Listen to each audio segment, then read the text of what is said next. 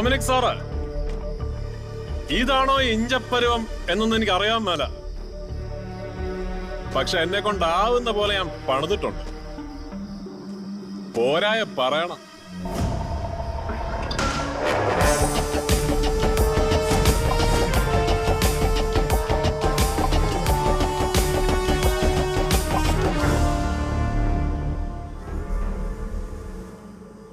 ഹോ, അപ്പൊ ഇനി നടക്കാൻ പോണാണല്ലോ ശരിക്കുള്ള കളി അല്ലേ കുര്യാച്ചൻ ചേട്ടാ?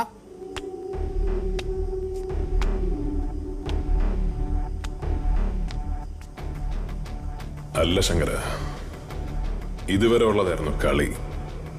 ഇനി അങ്ങോട്ടുള്ളത് യുദ്ധമാ. രണ്ടിലൊരാൾ വീണാൽ മാത്രം തീരുന്ന യുദ്ധം.